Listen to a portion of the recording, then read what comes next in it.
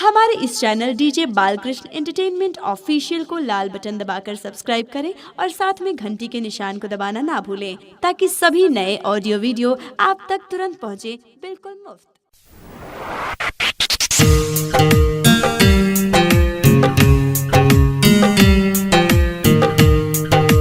Recording by DJ Balkrishna studio Baheri.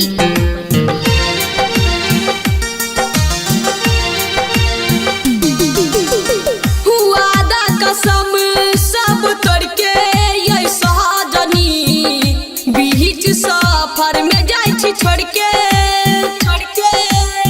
वादा कसम सब तोड़ के ये सजनी बीच सफर में जाई छी छोड़ के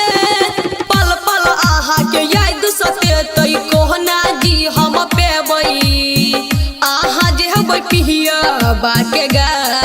मिहियई मोर जत दीवाना सुनु जानी बाके गामी मोर जत दीवाना सुनु जानी यही सजनी यही सजनी यही सजनी यही सजनी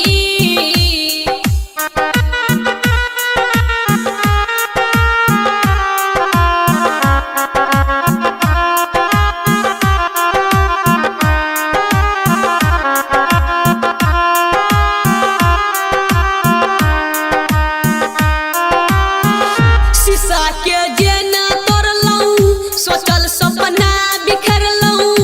अब बोलू ना कोना सनम हमरा बिसरलऊ शीशा के जेना तोड़लऊ सोचल सपना बिखरलऊ अब बोलू ना कोना सनम हमरा बिसरलऊ आँखिया से टप छै पानी सजनी प्यारी के अजीब छै कहानी मंगिया सजे बही ससुरा जेबई कई हो भूला न पेबई आहा जेबई पिहिया बाके गा मिहियई मोर जत दीवाना सुनु जानी आहा जेबई पिहिया बाके गा मोर जत दीवाना सुनु जानी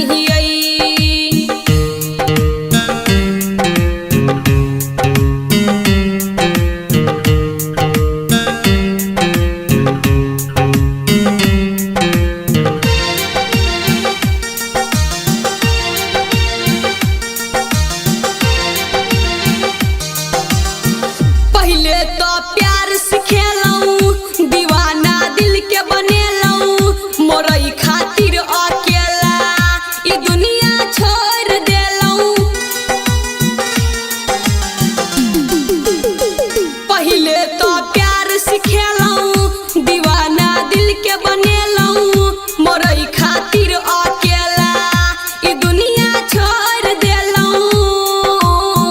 गमी के पियई छी दवाई सजनी प्यारो ना मिलल बेवफाई सपना अबै छी बड़ो तरफै छी पागल कहे जवाना आहा जेबै पिहिया बाके गा मिहियई मोर जत दीवाना सुनु जानी आहा जेबै पिहिया बाके गा मोर जत दीवाना सुनु जानी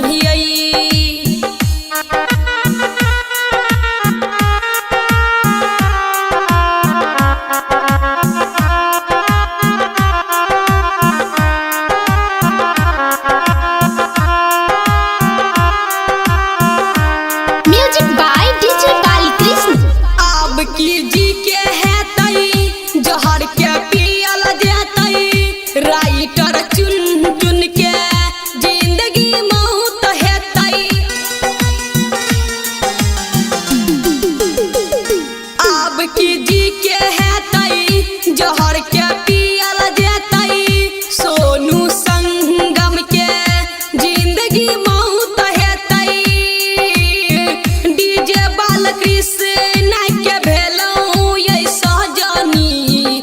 राजे सो दीवाना के कनेलऊ बोलू ना आब हम केकरा मुँह से खेबई आहा जे बटिया बाके गमिहियई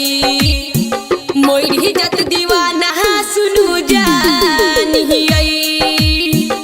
आहा जे बटिया बाके